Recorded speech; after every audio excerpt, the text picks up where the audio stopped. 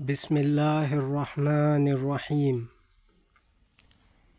صحیح بخاری جلد 1 حدیث نمبر 301۔ اور آپ اپنا سر مبارک میری جانب نکال دیتے جب کہ آپ اعتکاف میں ہوتے، اور میں بحالت حیض آپ کے سر مبارک کو دھو دیتی۔ حدیث نمبر 302۔ حضرت عائشہ رضی اللہ عنہا ہی سے روایت ہے، انہوں نے فرمایا، ہم ازواج میں سے جب کوئی حیض سے ہوتی اور اسی حالت میں رسول اللہ صلی اللہ علیہ وسلم ہمارے ساتھ استراحت کا ارادہ فرماتے تو آپ ازار باندھنے کا حکم دیتے، اور باوجود یہ کہ حیض جوش میں ہوتا پھر آپ اس کے ساتھ استراحت فرماتے۔ حضرت عائشہ رضی اللہ عنہا نے فرمایا، تم میں سے ایسا کون ہے جو نبی صلی اللہ علیہ وسلم کی طرح اپنی خواہش پر کنٹرول کرنے والا ہو؟ اس حدیث کو شیبانی سے بیان کرنے میں خالد اور جریر نے علی بن مسہر کی مطابقت کی ہے۔ حدیث نمبر 303۔ حضرت میمونہ رضی اللہ عنہا سے روایت ہے، انہوں نے فرمایا، رسول اللہ صلی اللہ علیہ وسلم اپنی ازواج میں سے کسی کے ساتھ استراحت فرمانا یعنی مل کر سونا چاہتے اور وہ حائضہ ہوتی تو آپ کے حکم سے وہ ازار باندھ لیتی۔ اس حدیث کو سفیان نے شیبانی سے بیان کیا ہے۔ فائدہ: امام بخاری رحمہ اللہ نے مباشرت حائض کے احکام بیان کرنے کے متعلق یہ عنوان قائم کیا ہے۔ اس سے مراد حائضہ کے ساتھ سونا یا اس سے بوس و کنار کرنا ہے۔ اس سے مراد جمع نہیں، کیونکہ وہ تو حائضہ ہے، کسی صورت میں جائز نہیں۔ اگرچہ ہمارے ہاں اور محاورے میں لفظ مباشرت جمع کے لیے بولا جاتا ہے، اس لیے اس لفظ کا اردو زبان میں مباشرت سے ترجمہ کرنا غلط ہے۔ باب 6 حائضہ عورت کا روزہ چھوڑ دینا۔ حدیث نمبر 304۔ حضرت ابو سعید خدری رضی اللہ عنہ سے روایت ہے، انہوں نے کہا، رسول اللہ صلی اللہ علیہ وسلم عید الفطر یا عید الاضحیٰ کے دن عیدگاہ تشریف لے گئے۔ پھر آپ کا گزر عورتوں پر ہوا تو آپ نے فرمایا، اے عورتوں کے گروہ، تم صدقہ زیادہ کرو، کیونکہ میں نے تمہاری اکثریت جہنم میں دیکھی ہے۔ وہ بولیں، یا رسول اللہ، ایسا کیوں ہے؟ آپ نے فرمایا، تم لعنت بہت کرتی ہو اور اپنے خاوند کی ناشکری کرتی ہو۔ میں نے تم سے زیادہ کسی کو دین و عقل میں نقص رکھنے کے باوجود پختہ رائے مرد کی عقل کو لے جانے والا نہیں پایا۔ انہوں نے عرض کیا، اے اللہ کے رسول، ہماری عقل اور دین میں نقصان کمی کیا ہے؟ آپ نے فرمایا، کیا عورت کی گواہی مرد کی نصف گواہی کے برابر نہیں؟ انہوں نے کہا، بے شک ایسا ہی ہے۔ آپ نے فرمایا، یہی اس کی عقل کا نقصان ہے۔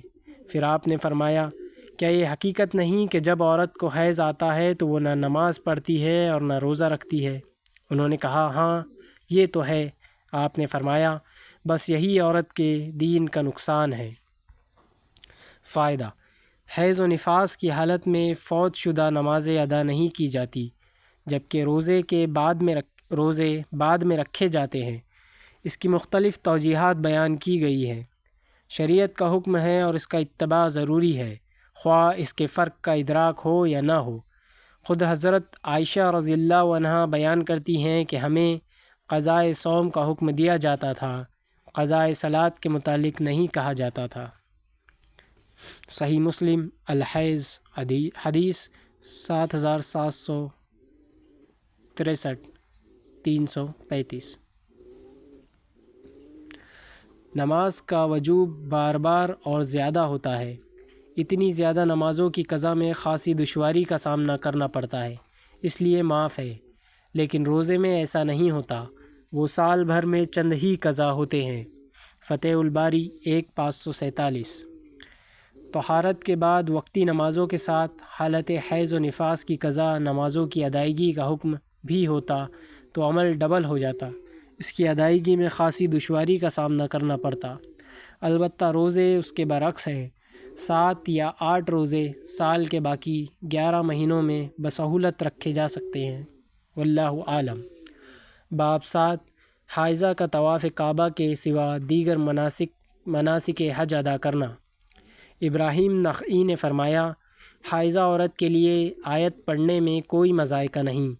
حضرت ابن عباس رضی اللہ عنہما جنبی کے لیے قرآن کریم پڑھنے میں کوئی حرج نہیں خیال کرتے تھے۔ نبی صلی اللہ علیہ وسلم اپنے تمام اوقات میں اللہ کا ذکر کیا کرتے تھے۔ حضرت عطیہ رضی اللہ عنہا فرماتی ہیں، عید کے دن حائضہ عورتوں کو بھی باہر نکلنے کا حکم ہوتا تھا۔ وہ بھی مردوں کی طرح تکبیرات پڑھتی تھی اور دعا کرتی تھی۔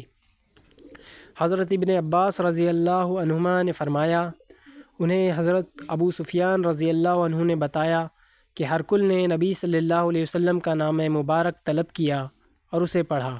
اس میں لکھا تھا، شروع اللہ کے نام سے جو بڑا مہربان انتہائی رحم کرنے والا ہے۔ اے اہل کتاب، ایک ایسے کلمے کی طرف آ جاؤ جو ہمارے اور تمہارے درمیان مشترک ہے کہ ہم اللہ کے سوا کسی کی عبادت نہ کریں اور کسی کو اس کا شریک نہ ٹھہرائیں۔ الآیہ۔ حضرت عطا حضرت جابر رضی اللہ عنہ سے بیان کرتے ہیں کہ حضرت عائشہ رضی اللہ عنہا کو حج میں حیض آ گیا تو انہوں نے بیت اللہ کے طواف کے سوا دیگر تمام مناسک حج پورے کیے اور وہ نماز بھی نہیں پڑھتی تھیں۔ حضرت حکم نے کہا، میں جنبی ہونے کے باوجود جانور ذبح کر لیتا ہوں، اور اللہ تعالیٰ کا ارشاد ہے، تم اس ذبیحے کو نہ کھاؤ جس پر اللہ کا نام نہ لیا گیا ہو۔ حدیث نمبر 305۔ حضرت عائشہ رضی اللہ عنہا سے روایت ہے، انہوں نے کہا، ہم رسول اللہ صلی اللہ علیہ وسلم کے ہمراہ بائیں حالت نکلے کہ ہم حج کے علاوہ کسی چیز کا ذکر نہ کرتے تھے۔ جب ہم مقام صرف پر پہنچے تو مجھے حیض آ گیا۔ نبی صلی اللہ علیہ وسلم میرے پاس تشریف لائے تو میں رو رہی تھی۔ آپ نے پوچھا، تم کیوں رو رہی ہو؟ میں نے عرض کیا، کاش میں امسال حج کا ارادہ ہی نہ کرتی۔ آپ نے فرمایا، شاید تمہیں حیض آ گیا ہے۔ میں نے کہا، جی ہاں۔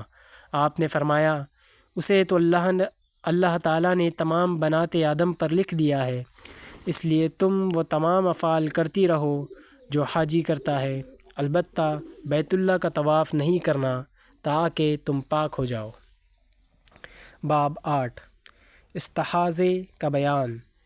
حدیث نمبر 306۔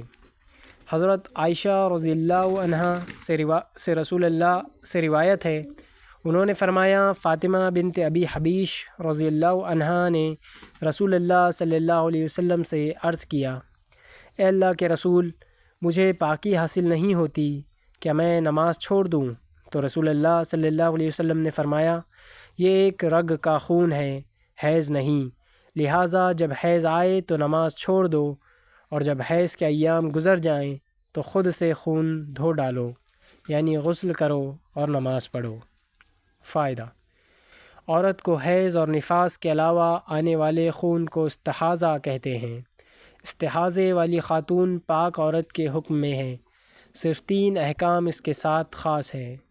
مستحاضہ کو ہر نماز کے لیے نیا وضو کرنا ہوگا، جیسا کہ رسول اللہ صلی اللہ علیہ وسلم نے حضرت فاطمہ بنت ابی حبیش رضی اللہ عنہا کو حکم دیا تھا کہ وہ ہر نماز کے لیے تازہ وضو کریں۔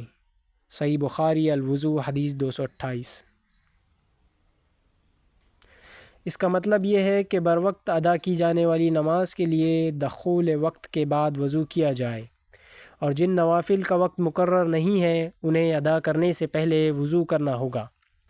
جب وضو کرنے کا ارادہ ہو تو پہلے خون کے نشانات کو دھویا جائے، پھر شرمگاہ پر روئی رکھ کر اس پر پٹی باندھ لی جائے تاکہ مزید خون بہنا بند ہو جائے، جیسا کہ رسول اللہ صلی اللہ علیہ وسلم نے حضرت حمنہ رضی اللہ عنہ کو فرمایا تھا کہ شرمگاہ پر روئی رکھ لو۔ عرض کیا، اس سے خون بند نہیں ہوگا؟ فرمایا، کپڑا رکھ لو۔ عرض کیا، ایسا کرنے سے بھی خون جاری رہتا ہے؟ فرمایا، لنگوٹ باندھ لو۔ سنن ابی داؤد الطہارہ حدیث نمبر 287۔ اگر اس کے بعد بھی خون نہ رکے تو کوئی حرج نہیں۔ مستحاضہ سے جمع کے متعلق علماء کا اختلاف ہے۔ راجح بات یہی ہے کہ جمع کیا جا سکتا ہے، کیونکہ رسول اللہ صلی اللہ علیہ وسلم کے عہد مبارک میں کم و بیش 10 عورتیں ایسی تھیں جنہیں استحاضے کا عارضہ لاحق تھا، لیکن اللہ یا اس کے رسول صلی اللہ علیہ وسلم نے ان سے جمع کے متعلق کوئی امتناعی حکم جاری نہیں فرمایا، بلکہ ارشاد باری تعالیٰ ہے کہ جب عورتوں کو حیض آئے تو ان سے الگ رہو۔ اس کا بھی تقاضا ہے کہ حائضہ کے علاوہ دوسری عورتوں سے جمع کی پابندی نہیں۔ پھر جب نماز پڑھی جا سکتی ہے تو جمع بھی کیا جا سکتا ہے۔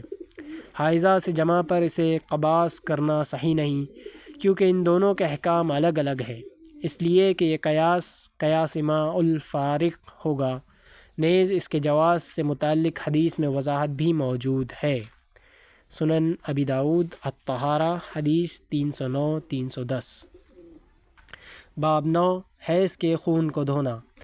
حدیث نمبر 307۔ حضرت اسماء بنت ابی بکر رضی اللہ عنہا سے روایت ہے، انہوں نے کہا، ایک عورت نے رسول اللہ صلی اللہ علیہ وسلم سے سوال کیا، کہنے لگی، اے اللہ کے رسول، جب ہم عورتوں میں سے کسی کے کپڑے کو حیض کا خون لگ جائے تو وہ کیا عمل کرے؟ اس کے متعلق ارشاد فرمائیے۔ رسول اللہ صلی اللہ علیہ وسلم نے فرمایا، جب تم میں سے کسی کے کپڑے کو حیض کا خون لگ جائے تو اسے اپنی چٹکیوں سے ملے، پھر اسے پانی سے دھو ڈالے، پھر اس میں نماز پڑھ لے۔ حدیث نمبر 308۔ حضرت عائشہ رضی اللہ عنہا سے روایت ہے، انہوں نے فرمایا، جب ہم میں سے کسی کو حیض آتا تو وہ طہر کے وقت اپنے کپڑے سے خون کو چٹکیوں سے خرچ ڈالتی اور اسے دھو ڈالتی، پھر بقیہ کپڑے پر پانی چھڑک دیتی، پھر اس میں نماز پڑھ لیتی۔ باب 10 مستحاضہ کا اعتکاف بیٹھنا۔ حدیث نمبر 309۔ حضرت عائشہ سے روایت ہے کہ نبی صلی اللہ علیہ وسلم کے ساتھ آپ کی ازواج مطہرات میں سے کسی ایک نے اعتکاف کیا، جب کہ وہ استحاضہ میں مبتلا تھی۔ وہ اکثر خون دیکھتی رہتی اور عام طور پر وہ اپنے نیچے خون کی وجہ سے تشت رکھ لیا کرتی تھی۔ راوی حدیث حضرت اکرمہ نے کہا کہ کسی تقریب میں حضرت عائشہ نے قسم کا پانی دیکھا تو فرمایا، یہ تو ایسا معلوم ہوتا ہے جیسے فلاں صاحبہ کو استحاضہ کا خون آتا ہے۔ حدیث نمبر 310۔ حضرت عائشہ رضی اللہ عنہا ہی سے روایت ہے، انہوں نے فرمایا، رسول اللہ صلی اللہ علیہ وسلم کے ہمراہ آپ کی ایک اہلیہ نے اعتکاف کیا تو وہ خون اور زردی دیکھتی تھی، تشت ان کے نیچے ہوتا اور وہ اسی حالت میں نماز پڑھتی تھی۔ حدیث نمبر 311۔ حضرت عائشہ رضی اللہ عنہا ہی سے روایت ہے کہ امہات المومنین میں سے کسی ایک نے استحاضے کی حالت میں اعتکاف کیا۔ فائدہ: اس حدیث سے معلوم ہوا کہ مستحاضہ مسجد میں ٹھہر سکتی ہے، لیکن حائضہ کے لیے مسجد میں داخل ہونا ممنوع ہے۔ نیز مستحاضہ کا اعتکاف اور نماز وغیرہ صحیح ہے۔ مندرجہ ذیل خواتین و حضرات کا مستحاضہ جیسا حکم ہے، جسے پیشاب کے قطرے آتے ہوں، مرض جریان ہو، ہوا خارج ہوتی رہتی ہو، سیلان رحم کا عارضہ ہو، جس کے زخموں سے خون رستا رہے۔ باب 11 عورت کا اس لباس میں نماز پڑھنا جس میں اسے حیض آیا ہو۔ حدیث نمبر 312۔ حضرت عائشہ رضی اللہ عنہا سے روایت ہے، انہوں نے فرمایا، ہمارے پاس صرف ایک ہی لباس ہوتا تھا، اسی میں ایام حیض گزارتی۔ اگر اس میں حیض کا کچھ خون لگ جاتا تو اس پر تھوک ڈال دیتی اور اسے اپنے ناخنوں سے رگڑ دیتی۔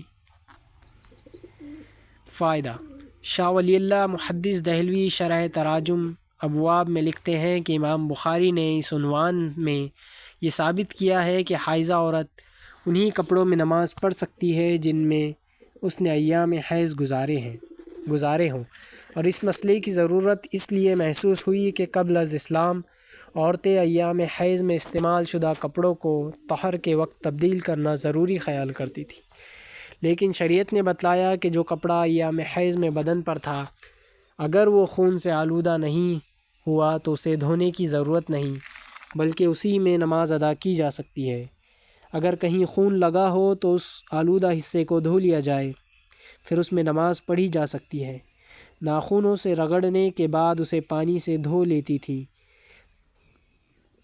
ظاہر پر اعتماد کرتے ہوئے اختصار کے پیش نظر دھونے کا ذکر حدیث میں نہیں ہے۔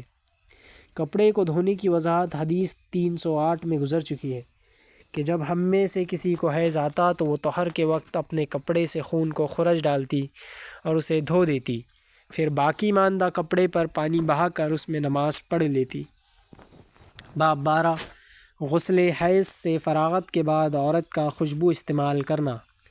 حدیث نمبر 313 حضرت ام عطیہ رضی اللہ عنہا سے روایت ہے، انہوں نے فرمایا ہمیں کسی میت پر 3 دن سے زیادہ سوگ کرنے سے روکا جاتا تھا، سوائے شوہر کے کہ اس کے معاملے میں 4 ماہ 10 دن تک سوگ کا حکم تھا۔ نیز یہ بھی حکم تھا کہ اس دوران میں ہم نہ سرما لگائیں، نہ خوشبو استعمال کریں اور نہ کوئی رنگین کپڑا پہنیں، مگر جس کپڑے کا دھاگا بناوٹ کے وقت ہی رنگا ہوا ہو۔ البتہ حیض سے فراغت کے وقت یہ اجازت تھی کہ جب ہم میں سے کوئی غسل حیض کرے تو وہ قصد اظفار خوشبو استعمال کرے۔ اس کے علاوہ ہمیں جنازے کے ساتھ جانے سے بھی روک دیا گیا تھا۔ اس حدیث کی روایت حشام بن حسان نے حفصہ سے، انہوں نے ام عطیہ رضی اللہ عنہ سے، انہوں نے نبی صلی اللہ علیہ وسلم سے بھی کی ہے۔ فائدہ: حیض کے خون میں زہریلا مادہ ہوتا ہے جس کے اخراج سے مخصوص محل کی جلد سکڑ جاتی ہے اور اس کی رنگت بھی بدل جاتی ہے۔ اس سکڑن کے ازالے اور تازگی کے عادے کے لیے خوشبو کی ضرورت ہوتی ہے اور یہ ضرورت قصد ہندی کے استعمال سے پوری ہو جاتی ہے۔ غسل حیض کے بعد اس خوشبو کے استعمال کی اس حد تک تاکید ہے کہ جس عورت کا خاوند فوت ہو جائے اسے 4 ماہ 10 دن تک زینت اور خوشبو استعمال کرنے کی اجازت نہیں، اسے بھی غسل حیض کے بعد خوشبو استعمال کرنے کا پابند کیا گیا ہے۔ خوشبو کا استعمال اس لیے بھی ضروری ہے کہ نفرت و کراہت دور ہو جائے اور آئندہ نماز وغیرہ کے وقت خون حیض کا تصور تقدر طبع کا باعث نہ ہو۔ لیکن ہمارے بر صغیر پاک و ہند کی بیشتر عورتیں اس امر نبوی کو نامعلوم کیوں نظر انداز کر دیتی ہیں۔ باب 13 حیض سے فراغت کے بعد نہاتے وقت عورت کا اپنے بدن کو ملنا اور غسل کرنے کا طریقہ۔ غسل کے بعد وہ چیز جس پر مشک لگایا گیا ہو اسے خون آلود مقامات پر پھیر دے۔ حدیث نمبر 304 حضرت عائشہ رضی اللہ عنہا سے روایت ہے کہ ایک عورت نے نبی صلی اللہ علیہ وسلم سے اپنے غسل حیض کے متعلق دریافت کیا تو آپ نے اس کے سامنے غسل کی کیفیت بیان کی۔ مزید فرمایا کستوری لگا ہوا روئی کا ایک ٹکڑا لے کر اس سے طہارت حاصل کرو۔ وہ کہنے لگی اس کے ساتھ کیسے طہارت حاصل کروں؟ آپ نے فرمایا سبحان اللہ، پاکیزگی حاصل کر۔ عائشہ رضی اللہ عنہ فرماتی ہے میں نے اس عورت کو اپنی طرف کھینچا اور اسے سمجھایا کہ اسے خون کے مقامات پر لگا لے۔ باب 14 غسل حیض کا بیان۔ حدیث نمبر 315 حضرت عائشہ رضی اللہ عنہ سے روایت ہے کہ قبیلہ انصار کی ایک عورت نے نبی صلی اللہ علیہ وسلم سے عرض کیا میں حیض کا غسل کس طرح کروں؟ آپ نے فرمایا کستوری لگا ہوا روئی کا ایک ٹکڑا لو اور اس سے پاکی حاصل کرو۔ یہ آپ نے 3 مرتبہ فرمایا۔ پھر نبی صلی اللہ علیہ وسلم کو حیا دامنگیر ہوئی اور آپ نے چہرہ مبارک دوسری طرف پھیر لیا یا فرمایا اس سے پاکی حاصل کرو۔ حضرت عائشہ رضی اللہ عنہ فرماتی ہیں کہ میں نے اس عورت کو پکڑ کر اپنی طرف کھینچ لیا اور نبی صلی اللہ علیہ وسلم کی جو بات کہنا چاہتے تھے وہ میں نے اسے سمجھائی۔ باب 15 غسل حیض کے وقت عورت کا بالوں میں کنگھی کرنا۔ حدیث نمبر 316 حضرت عائشہ رضی اللہ عنہ ہی سے روایت ہے، انہوں نے فرمایا میں نے رسول اللہ صلی اللہ علیہ وسلم کے ساتھ حجۃ الوداع میں احرام باندھا تو میں ان لوگوں میں شامل تھی جنہوں نے حج تمتع کی نیت کی تھی اور اپنے ساتھ قربانی کا جانور نہیں لائے تھے۔ حضرت عائشہ رضی اللہ عنہ نے کہا کہ انہیں حیض آ گیا اور شب عرفہ تک پاک نہ ہو سکی۔ تب انہوں نے عرض کیا اے اللہ کے رسول، یہ عرفہ کی رات ہے اور میں نے عمرے کا احرام باندھ کر تمتع کا ارادہ کیا تھا۔ رسول اللہ صلی اللہ علیہ وسلم نے فرمایا، تم اپنا سر کھول کر کنگھی کر لو اور اپنے عمرے کے اعمال کو موقوف کر دو۔ چنانچہ میں نے ایسا ہی کیا، اور جب میں حج سے فارغ ہو گئی تو آپ نے شب محسب میرے بھائی عبد الرحمن رضی اللہ عنہ کو حکم دیا تو وہ میرے اس عمرے کے بدلے جس کا میں نے احرام باندھا تھا مجھے مقام تنعیم سے عمرہ کرا لائے۔ فائدہ: امام بخاری رحمہ اللہ غسل حیض کی امتیازی حیثیت کو نمایاں کرنا چاہتے ہیں۔ اس سے پہلے بتایا تھا کہ غسل حیض کے وقت کستوری کا استعمال غسل جنابت سے مآب لا امتیاز ہے، مآبہ علی امتیاز ہے، اور اس عنوان میں ثابت کیا کہ غسل حیض کے وقت جنابت کے برعکس سر کے پراگندہ بالوں کی پراگندگی کو کنگھی کے ذریعے سے دور کرنا ہوگا تاکہ انہیں دھونے میں آسانی رہے۔ آئندہ باب میں بالوں کی مینڈھیوں کو کھولنے کا ذکر ہوگا۔ اس سے معلوم ہوتا ہے کہ امام بخاری کے نزدیک غسل حیض کے وقت نغز رائس سر کے بالوں کا کھولنا ضروری ہے، جبکہ غسل جنابت میں ان کا کھولنا ضروری نہیں، جیسا کہ حضرت ام سلمہ رضی اللہ عنہ نے رسول اللہ صلی اللہ علیہ وسلم سے پوچھا تھا کہ میں اپنے بالوں کی بہت مینڈھیاں کرتی ہوں، کیا مجھے غسل جنابت کے وقت انہیں کھولنا ہوگا؟ آپ نے فرمایا نہیں۔ صحیح مسلم الحیض حدیث 744 330۔ باب 16 غسل حیض کے وقت عورت کا اپنے بالوں کو کھولنا۔ حدیث نمبر 317 حضرت عائشہ رضی اللہ عنہ ہی سے روایت ہے، انہوں نے فرمایا، ہم ہلال ذی الحجہ کے قریب حج کے لیے روانہ ہوئے تو رسول اللہ صلی اللہ علیہ وسلم نے فرمایا، جو شخص عمرے کا احرام باندھنا چاہے وہ عمرے کا احرام باندھ لے، اور خود میں اگر ہدی قربانی کا جانور نہ لایا ہوتا تو عمرے ہی کا احرام باندھتا۔ چنانچہ کچھ لوگوں نے عمرے کا احرام باندھا اور کچھ نے حج کا، اور میں ان لوگوں میں تھی جنہوں نے عمرے کا احرام باندھا تھا۔ مجھے عرفے کا دن بحالت حیض آیا، چنانچہ میں نے نبی صلی اللہ علیہ وسلم سے عرض کیا تو آپ نے فرمایا، عمرہ ترک کر دو اور سر کے بال کھول کر کنگھی کر لو، پھر حج کا احرام باندھ لو۔ چنانچہ میں نے ایسا ہی کیا، یہاں تک کہ جب وادی محسب میں پڑاؤ کی رات آئی تو آپ نے میرے ساتھ میرے بھائی عبد الرحمن بن ابو بکر رضی اللہ عنہما کو بھیجا۔ میں ان کے ساتھ تنعیم تک گئی اور وہاں سے فوت شدہ عمرے کی جگہ دوسرا احرام باندھا۔ حشام راوی کہتے ہیں کہ ان سب باتوں میں نہ قربانی لازم ہوئی، نہ روزہ رکھنا پڑا اور نہ صدقہ ہی دینا پڑا۔ فائدہ: اس حدیث سے ثابت ہوا کہ غسل حیض میں سر کھولنا ہوگا، جیسا کہ پہلے بیان ہو چکا ہے کہ سر نہ کھولنے کا تخفیفی حکم صرف غسل جنابت میں ہے، کیونکہ جنابت کثرت سے پیش آتی ہے جبکہ غسل حیض مہینے میں ایک مرتبہ کرنا ہوتا ہے۔ باب 17 مخلفۃ و غیر مخلفۃ کا بیان۔ حدیث نمبر 318 حضرت انس بن مالک رضی اللہ عنہ سے روایت ہے، وہ نبی صلی اللہ علیہ وسلم سے بیان کرتے ہیں، آپ نے فرمایا، اللہ تعالیٰ رحم مادر پر ایک فرشتہ مقرر کر دیتا ہے جو عرض کرتا ہے، اے پروردگار، رحم مادر میں یہ نطفہ ہے، اے رب یہ علقہ یعنی خون بستہ ہو گیا، اے رب اب یہ گوشت کا لوتھڑا بن گیا۔ پھر جب اللہ تعالیٰ اس کی خلقت کو مکمل کر دینا چاہتا ہے تو فرشتہ کہتا ہے، مذکر یا مؤنث، بدبخت یا نیک بخت، پھر اس کا رزق اور عمر کس قدر ہے، یہ تمام باتیں فرشتے کی طرف سے رحم مادر ہی میں لکھ دی جاتی ہے۔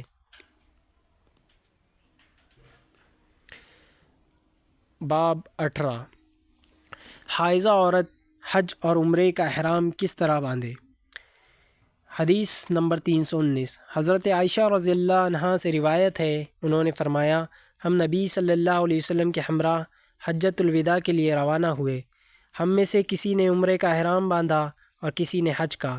جب ہم مکہ مکرمہ آئے تو رسول اللہ صلی اللہ علیہ وسلم نے فرمایا، جس نے عمرے کا احرام باندھا ہے وہ قربانی کا جانور ساتھ نہیں لایا تو وہ عمرہ کرنے کے بعد ہلال ہو جائے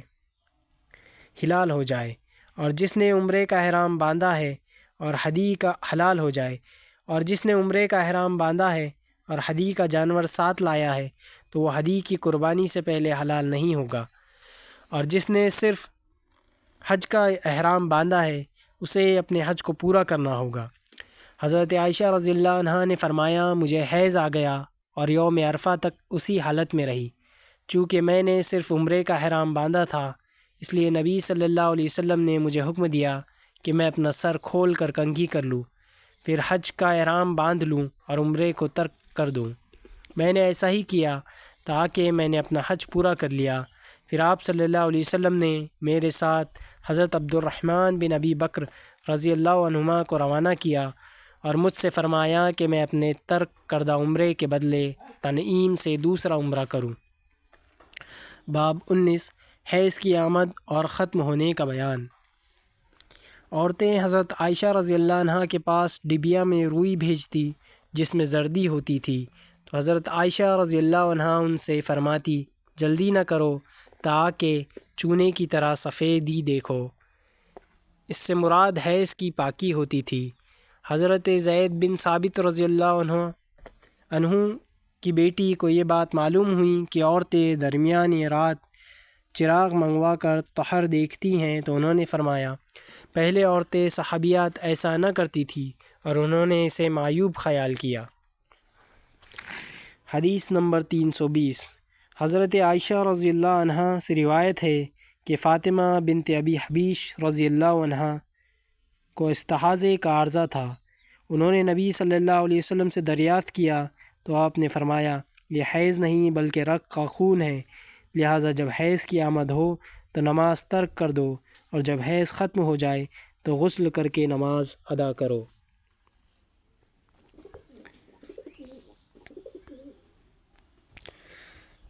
فائدہ: عورتیں رات کے وقت چراغ طلب کرنے کا اہتمام اس لیے کرتی تھیں تاکہ انہیں اختتام حیض کا پتہ چل جائے، مبعد عشاء کی نماز قضا ہو جائے۔ جب ان کا یہ اہتمام ادائیگی نماز کے پیش نظر تھا تو حضرت زید بن ثابت رضی اللہ عنہ کی صاحبزادی کو یہ بات کیوں ناگوار معلوم ہوئی؟ بعض حضرات نے اس کا جواب دیا ہے کہ ان کے رات کے وقت چراغ جلانے کا اہتمام بلا وجہ تھا، کیونکہ خون کی آمد تو ہاتھ کے چھونے سے معلوم ہو سکتی تھی، لیکن یہ جواب درست نہیں، کیونکہ ہاتھ کے چھونے سے حیض کے خون اور رطوبت فرج کے درمیان تمیز نہیں ہو سکتی۔ دراصل شریعت نے حیض کے متعلق زیادہ سختی نہیں کی ہے کہ اسے رات کے وقت چراغ جلا کر دیکھنے کا اہتمام کیا جائے، بلکہ سوتے وقت دیکھ لیا جائے۔ اگر منقطع ہو گیا ہو تو غسل کر کے نماز عشاء ادا کر لی جائے، اور اگر سوتے وقت منقطع نہیں ہوا تو روئی رکھ کر سو جانا چاہیے۔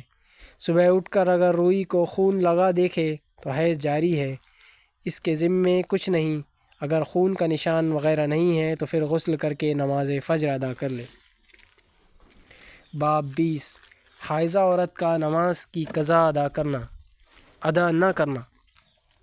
حضرت جابر اور حضرت ابو سعید رضی اللہ عنہما نے نبی صلی اللہ علیہ وسلم سے روایت کیا، حائضہ نماز چھوڑ دے گی۔ حدیث نمبر 321۔ حضرت معاذہ بیان کرتی ہیں کہ ایک عورت نے حضرت عائشہ رضی اللہ عنہا سے عرض کیا، جب ہم میں سے کوئی حیض سے پاک ہو تو کیا وہ فوت شدہ نمازوں کی قضا ادا کرے؟ حضرت عائشہ رضی اللہ عنہا نے فرمایا، کیا تو حرور یا خارجی ہے؟ ہمیں نبی صلی اللہ علیہ وسلم کے عہد مبارک میں حیض آتا تھا اور آپ ہمیں نماز کا حکم نہیں دیتے تھے، یا فرمایا ہم نماز نہیں پڑھتے تھے۔ باب 21 حائضہ کے ساتھ سونا جبکہ وہ حیض کے کپڑوں میں ہو۔ حدیث نمبر 322۔ حضرت ام سلمہ رضی اللہ عنہا سے روایت ہے، انہوں نے فرمایا، میں نبی صلی اللہ علیہ وسلم کے ساتھ چادر میں لیٹی ہوئی تھی کہ مجھے حیض آ گیا۔ میں آہستہ سے اٹھی اور اس چادر سے نکل آئی، پھر میں نے اپنے حیض کے کپڑے لیے اور انہیں پہن لیا۔ مجھ سے رسول اللہ صلی اللہ علیہ وسلم نے فرمایا، کیا تمہیں حیض آ گیا ہے؟ میں نے عرض کیا، جی ہاں۔ تو آپ نے مجھے بلا لیا اور اپنے ساتھ چادر میں لے لیا۔ زینب نے کہا حضرت سلمہ رضی اللہ عنہا نے یہ بھی بیان کیا کہ نبی صلی اللہ علیہ وسلم روزے کی حالت میں ہوتے تھے اور اسی حالت میں ان کا بوسہ لے لیتے تھے۔ نیز میں اور نبی صلی اللہ علیہ وسلم ایک ہی برتن میں غسل جنابت کرتے تھے۔ باب 22 عام کپڑوں کے علاوہ حالت حیض کے لیے الگ لباس بنانا۔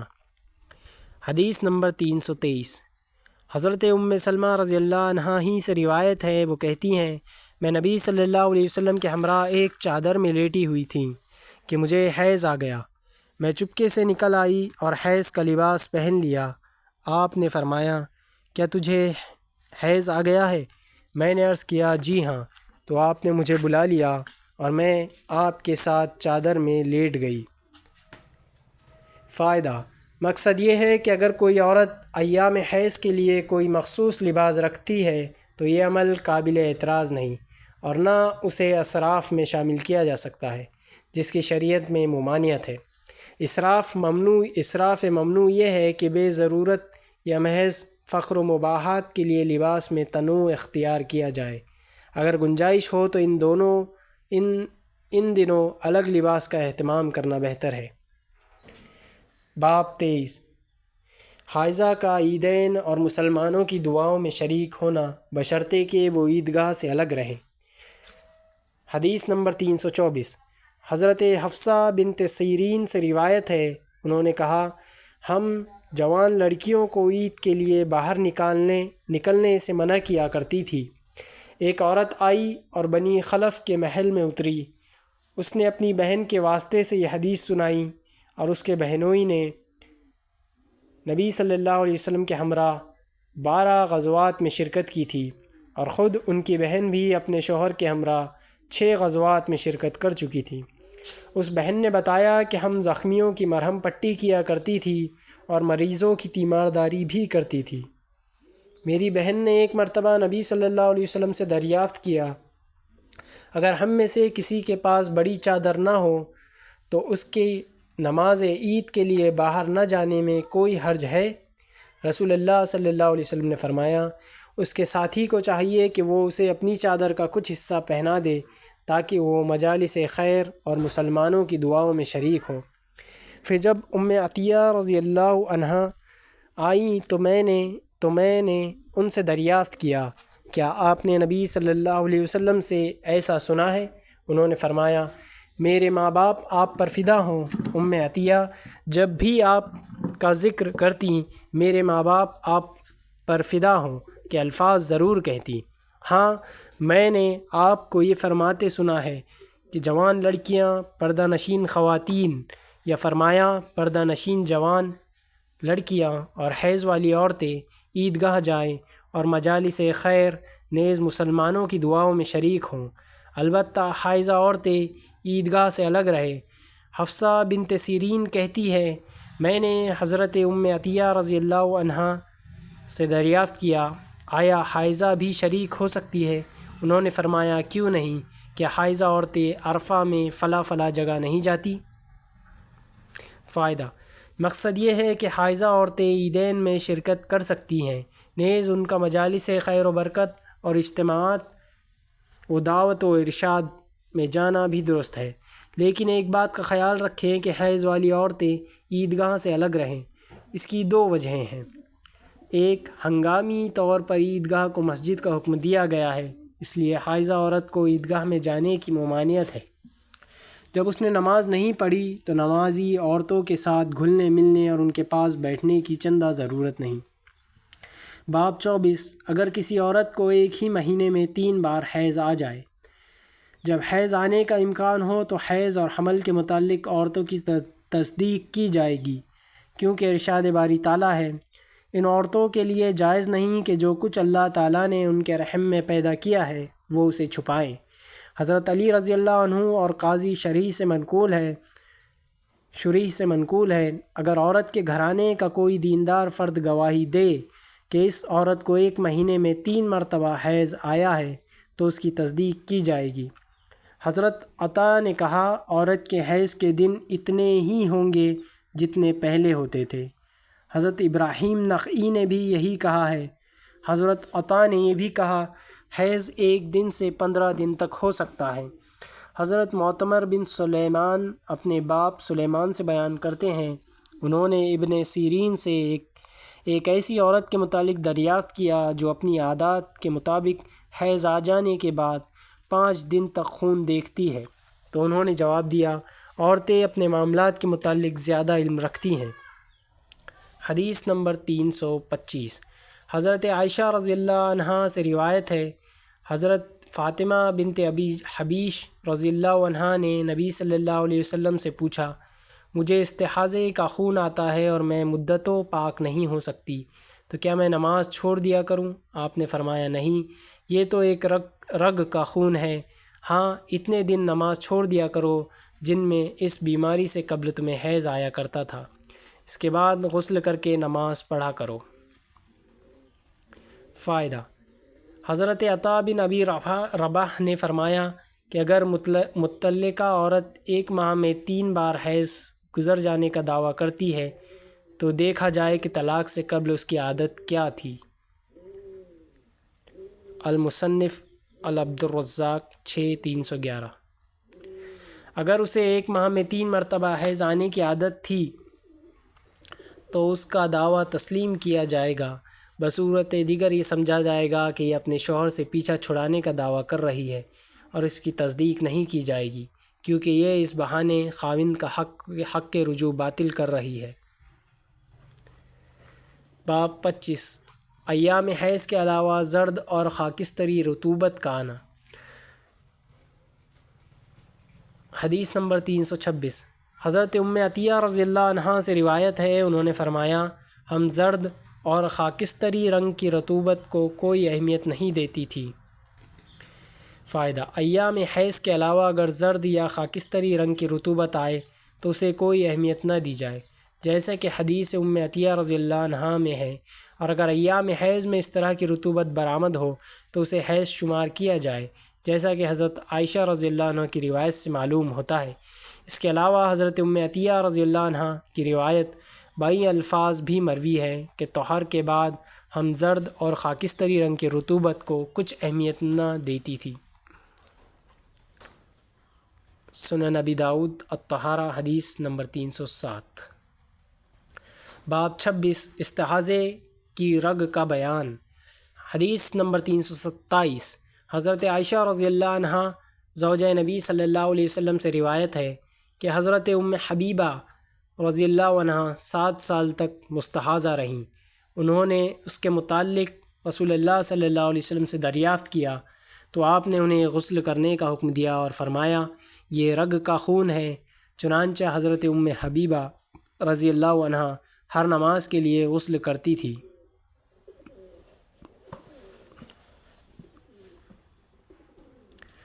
باب 27، طواف افاضہ کے بعد عورت کو حیض آنا۔ حدیث نمبر 328، حضرت عائشہ رضی اللہ عنہا زوجہ نبی صلی اللہ علیہ وسلم سے روایت ہے، انہوں نے رسول اللہ صلی اللہ علیہ وسلم سے عرض کیا، اے اللہ کے رسول، صفیہ بنت حیی رضی اللہ عنہا کو حیض آ گیا ہے۔ رسول اللہ صلی اللہ علیہ وسلم نے فرمایا، شاید وہ ہمیں مدینہ جانے سے باز رکھے گی، کیا اس نے تمہارے ساتھ طواف زیارت نہیں کر لیا تھا؟ انہوں نے عرض کیا، کیوں نہیں؟ آپ نے فرمایا، پھر وہ رخت سفر باندھے۔ حدیث نمبر 329، حضرت عبداللہ بن عباس رضی اللہ عنہ سے روایت ہے، انہوں نے فرمایا، اگر حائضہ کو عذر حیض شروع ہو جائے تو وہ طواف وداع کے بغیر مکے سے روانہ ہو سکتی ہے۔ حدیث نمبر 330، حضرت ابن عمر رضی اللہ عنہما پہلے اس حالت میں مکے سے واپس ہونے کی اجازت نہیں دیتے تھے۔ حضرت طاؤس کہتے ہیں کہ پھر میں نے انہیں یہ فرماتے سنا کہ وہ طواف وداع کے بغیر واپس جا سکتی ہے، کیونکہ رسول اللہ صلی اللہ علیہ وسلم نے انہیں جانے کی اجازت دے دی تھی۔ فائدہ، طواف کی 3 اقسام ہیں۔ ایک، طواف قدوم، اسے طواف تحیہ بھی کہا جاتا ہے۔ بیت اللہ میں داخل ہوتے ہی پہلے یہ طواف کیا جاتا ہے۔ اگر کوئی عورت حالت حیض میں مکہ پہنچے تو یہ طواف ساخت ہو جاتا ہے۔ 2، طواف افاضہ، اسے طواف زیارت بھی کہا جاتا ہے۔ یہ حج کا رکن ہے۔ یہ طواف ذوالحجہ کی 10ویں تاریخ کو کیا جاتا ہے۔ یہ کسی حالت میں ساخت نہیں ہوتا۔ اگر عورت کو حیض آ جائے تو وہ اس کے ختم ہونے کا انتظار کرے اور طواف افاضہ کر کے وطن واپس آئے۔ طواف وداع، اسے طواف صدر بھی کہتے ہیں، جو وطن واپسی کے وقت کیا جاتا ہے۔ اگر کوئی عورت حالت حیض میں ہے تو طواف وداع بھی ساخت ہو جاتا ہے۔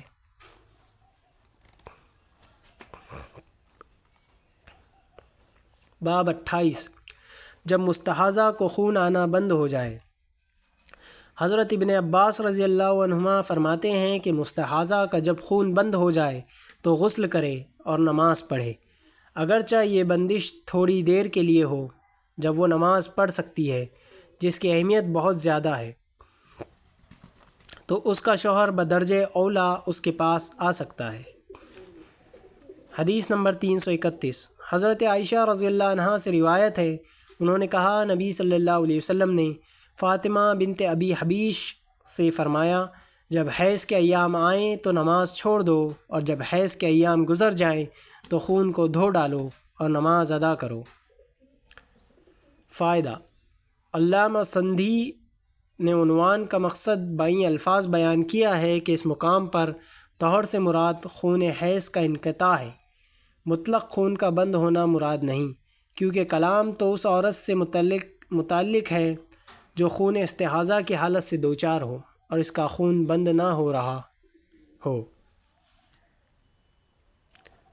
حاشیۃ السندی 1/205، مقصد یہ ہے کہ عورت جس وقت دیکھے کہ طہر شروع ہو گیا ہے تو گو استحاضے کا خون آتا رہے تو فوراً غسل کر کے نماز شروع کر دے۔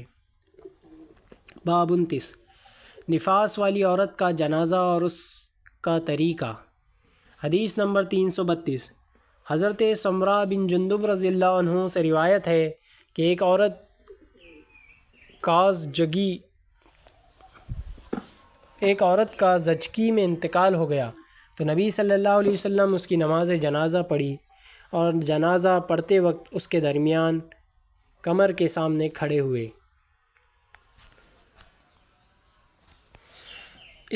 فائدہ، اس مسئلے کی ضرورت اس لیے پیش آئی کہ نفاس کی حالت نجاست کی حالت ہے اور اس حالت میں اسے موت آئی ہے، گویا موت آنے سے نجاست مستقر ہو گئی۔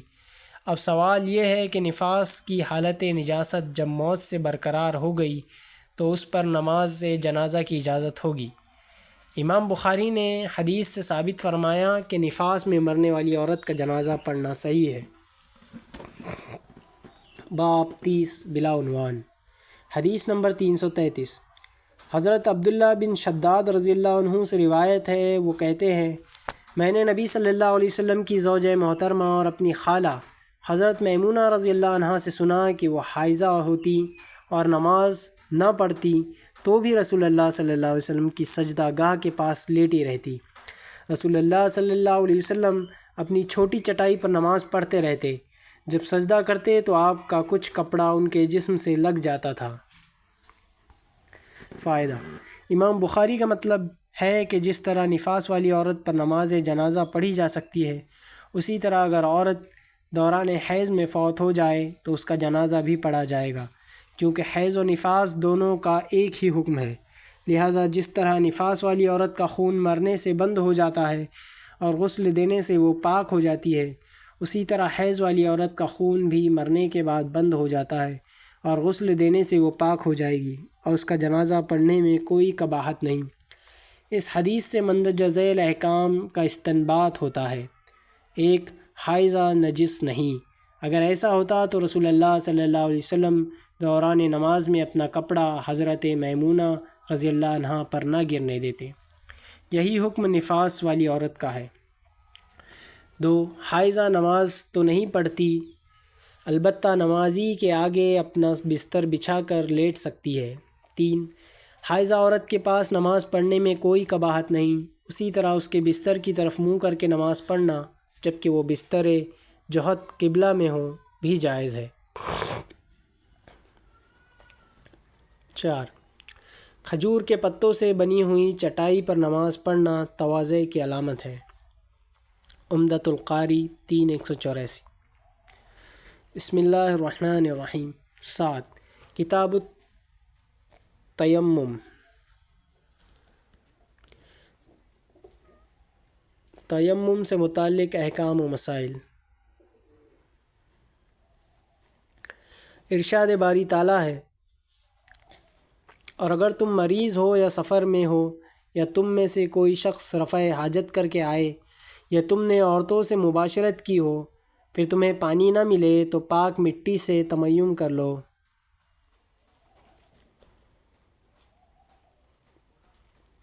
پس اس سے اپنے چہروں اور ہاتھوں کا مسح کر لو۔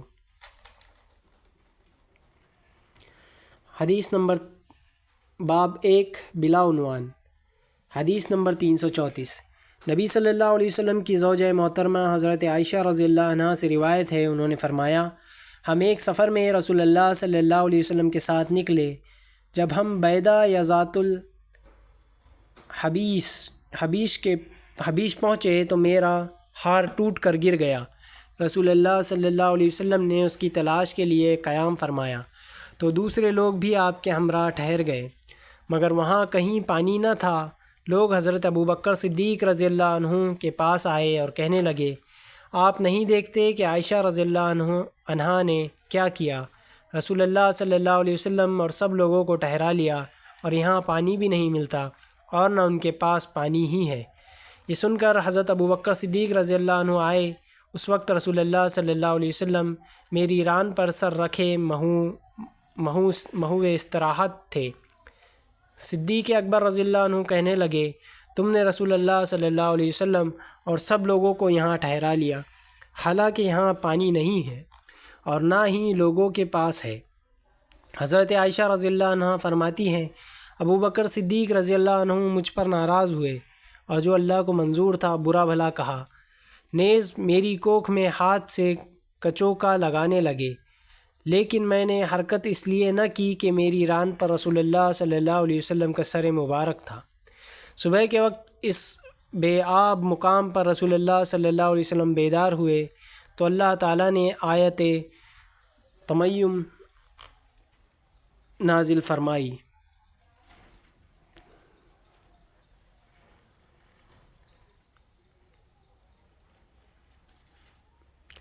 چنانچہ لوگوں نے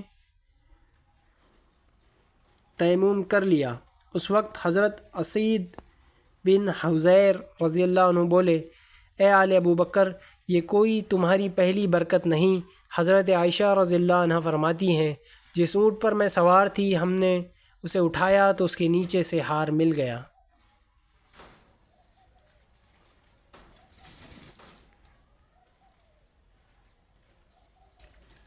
فائدہ: مختلف روایات سے معلوم ہوتا ہے کہ حضرت عائشہ رضی اللہ عنہ کے ہار کی گمشدگی 2 مرتبہ ہوئی۔ اب یہ بات کہ ایک سفر میں 2 بار ہار گم ہوا ہو بعید از قیاس ہے، اس لیے یہ ماننا ہوگا کہ 2 مختلف سفروں میں 2 مرتبہ ہار گم ہوا ہے، جس کی تفصیل حسب ذیل ہے۔ ایک مرتبہ غزوہ بنی مطلق سے واپسی پر حضرت عائشہ رضی اللہ عنہ کا ہار گم ہوا، جو انہوں نے اپنی بہن حضرت اسماء رضی اللہ عنہ سے عاریۃً لیا تھا۔ اس مرتبہ انہوں نے خود ہی تلاش کیا اور اس وقت دستیاب ہوا جب لشکر کوچ کر چکا تھا۔ دوسری مرتبہ غزوہ ذات الرقاء میں آپ کا ہار گم ہوا۔ اس مرتبہ رسول اللہ صلی اللہ علیہ وسلم نے اپنے صحابہ کرام رضی اللہ عنہم کو اس کی تلاش کے لیے بھیجا اور دوسرے لوگوں کو تلاش کرنے کے سبب اس میدان میں رکنا پڑا۔ طبرانی کی ایک روایت اس موقف کی مؤید ہے۔ حضرت عائشہ رضی اللہ عنہ فرماتی ہیں، جب میرے ہار گم ہو جانے کا واقعہ پیش آیا اور بہتان لگانے والوں نے جو چاہا کہا، پھر اس کے بعد میں دوبارہ کسی غزوے میں رسول اللہ صلی اللہ علیہ وسلم کے ہمراہ گئی، وہاں پھر میرا ہار گم ہو گیا اور لوگوں کو اس کی تلاش کے لیے رکنا پڑا۔ تو اس موقع پر حضرت ابوبکر صدیق رضی اللہ عنہ نے کہا، بیٹی، تو ہر سفر میں لوگوں کے لیے کوئی مصیبت کھڑی کر دیتی ہے۔ آخر کار اللہ تعالیٰ نے تیمم کی رخصت نازل فرمائی۔ اس سے بھی معلوم ہوا کہ حضرت عائشہ رضی اللہ عنہ کا ہار 2 بار گم ہوا اور تیمم کی آیت دوسرے سفر سے متعلق ہے۔ اگرچہ اس روایت کی سند میں محمد بن حمید رازی کی وجہ سے کلام کیا گیا ہے، تاہم تائید و شواہد میں اسے پیش کیا جا سکتا ہے۔ حدیث نمبر 335۔ حضرت جابر بن عبداللہ رضی اللہ عنہما سے روایت ہے، نبی صلی اللہ علیہ وسلم نے فرمایا، مجھے 5 چیزیں ایسی عطا کی گئی ہیں جو مجھ سے پہلے کسی نبی کو نہیں دی گئی۔ ایک یہ کہ مجھے 1 مہینے کی مسافیت پر بذریعہ رعب مدد دی گئی ہے۔ دوسری یہ کہ تمام روئے زمین کو میرے لیے مسجد اور پاک کرنے والی بنا دیا گیا ہے۔ اب میری امت میں جس شخص کو نماز کا وقت آ جائے اسے چاہیے کہ وہ وہیں نماز پڑھ لے۔ تیسری یہ کہ میرے لیے مال غنیمت حلال کر دیا گیا ہے، جبکہ اس سے پہلے کسی کے لیے حلال نہ تھا۔ چوتھی یہ کہ مجھے شفاعت کبریٰ عطا کی گئی ہے۔ پانچویں یہ کہ پہلے نبی خاص اپنی قوم کے لیے مبعوث ہوا کرتا تھا، مگر میں تمام لوگوں کی طرف رسول بنا کر بھیجا گیا ہوں۔ باب 2، جب نمازی پانی نہ پا سکے اور نہ مٹی دستیاب ہو تو کیا کرے؟ حدیث نمبر 336۔ حضرت عائشہ رضی اللہ عنہا سے روایت ہے، انہوں نے ایک ہار حضرت اسماء رضی اللہ عنہا سے مستعارن لیا جو گم ہو گیا۔ رسول اللہ صلی اللہ علیہ وسلم نے ایک شخص کو اس کی تلاش کے لیے روانہ کیا۔ وہ اسے مل گیا، لیکن ان لوگوں کو نماز کا وقت ایسی حالت میں آیا کہ ان کے پاس پانی نہیں تھا، چنانچہ انہوں نے ویسے ہی نماز ادا کر لی۔ جب انہوں نے رسول اللہ صلی اللہ علیہ وسلم کی خدمت میں شکایت کی تو اللہ تعالیٰ نے تیمم کی آیت نازل فرما دی۔ حضرت اسید بن حضیر رضی اللہ عنہ نے حضرت عائشہ رضی اللہ عنہ سے کہا، اللہ تمہیں جزائے خیر دے، اللہ کی قسم جب بھی تم پر کوئی ایسی بات آ پڑی جسے تم ناگوار خیال کرتی تھی تو اللہ تعالیٰ نے اس میں تمہارے لیے اور تمام مسلمانوں کے لیے خیر و برکت عطا فرما دی۔ فائدہ: فاقدۃ الطہورین، پانی اور مٹی دونوں چیزیں نہ پانے والے کے متعلق امام احمد بن حنبل رحمہ اللہ کا یہ موقف ہے کہ وہ ایسی حالت میں وضو اور تیمم کے بغیر نماز ادا کر لے، اس کی نماز صحیح ہوگی اور اس کے ذمے کوئی قضا وغیرہ نہیں، کیونکہ ارشاد باری تعالیٰ ہے، جہاں تک ہو سکے اللہ سے ڈرتے رہو۔ التغابن 64-16۔ نیز قرآن مجید میں ہے، لا یکلف اللہ نفسا الا وسعہا، اللہ تعالیٰ کسی کو اس کی طاقت سے زیادہ تکلیف نہیں دیتا۔ البقرہ 2:286۔ امام بخاری رحمہ اللہ نے بھی اسی موقف کو اختیار کیا ہے۔ باب 3، اگر پانی دستیاب نہ ہو اور نماز کے فوت ہونے کا اندیشہ ہو تو حضر میں تیمم کرنا۔ حضرت عطا بن ابی رباح بھی اسی کے قائل ہے۔ حسن بصری رحمہ اللہ نے اس مریض کے متعلق فرمایا، جس کے پاس پانی ہو لیکن اسے دینے والا موجود نہ ہو، وہ تیمم کر لے۔ اسی طرح حضرت ابن عمر رضی اللہ عنہما اپنی اس زمین سے واپس ہوئے جو مقام جرف میں تھی۔ مربد غنم کے مقام پر عصر کا وقت ہو گیا تو آپ نے وہیں نماز ادا کر لی۔ پھر جب مدینہ منورہ آئے تو آفتاب بلند تھا، لیکن آپ نے نماز کا اعادہ نہیں کیا۔ حدیث نمبر 337۔ حضرت عبداللہ بن عباس رضی اللہ عنہما کے غلام عمیر کہتے ہیں کہ میں اور نبی صلی اللہ علیہ وسلم کی زوجہ محترمہ حضرت میمونہ رضی اللہ عنہا کے غلام عبداللہ بن یسار ابو جہیم بن حارث بن سما انصاری رضی اللہ عنہ کے پاس آئے تو انہوں نے فرمایا، نبی صلی اللہ علیہ وسلم ایک دفعہ بیض جمل سے واپس آ رہے تھے کہ راستے میں ایک شخص ملا اور اس نے آپ کو سلام کیا، لیکن نبی صلی اللہ علیہ وسلم نے اس کا جواب نہ دیا، یہاں تک کہ آپ ایک دیوار کے پاس آئے اور اس سے اپنا منہ اور ہاتھوں کا مسح کیا، یعنی تیمم فرمایا، پھر اس کے سلام کا جواب دیا۔ باب 4، جب تیمم کے لیے مٹی پر ہاتھ مارے تو کیا ہاتھوں پر پھونک ماری جا سکتی ہے؟ حدیث نمبر 338۔ حضرت عبد الرحمن بن ابزہ فرماتے ہیں، ایک شخص حضرت عمر بن خطاب رضی اللہ عنہ کی خدمت میں حاضر ہوا اور کہنے لگا، مجھے جنابت لاحق ہو گئی ہے لیکن پانی نہیں مل سکا۔ اس موقع پر حضرت عمار بن یاسر رضی اللہ عنہما نے حضرت عمر بن خطاب رضی اللہ عنہ سے کہا، کیا آپ کو یاد ہے کہ ایک مرتبہ میں اور آپ دونوں سفر میں تھے اور جنبی ہو گئے تھے؟ آپ نے تو نماز نہیں پڑھی تھی، لیکن میں نے مٹی میں لوٹ پوٹ ہو کر نماز پڑھ لی تھی۔ پھر میں نے نبی صلی اللہ علیہ وسلم سے ذکر کیا تو نبی صلی اللہ علیہ وسلم نے فرمایا، تیرے لیے اتنا ہی کافی تھا۔ یہ فرما کر آپ نے اپنے دونوں ہاتھ زمین پر مارے، پھر ان میں پھونک ماری۔ اس کے بعد آپ نے ان سے اپنے منہ اور ہاتھوں پر مسح فرمایا۔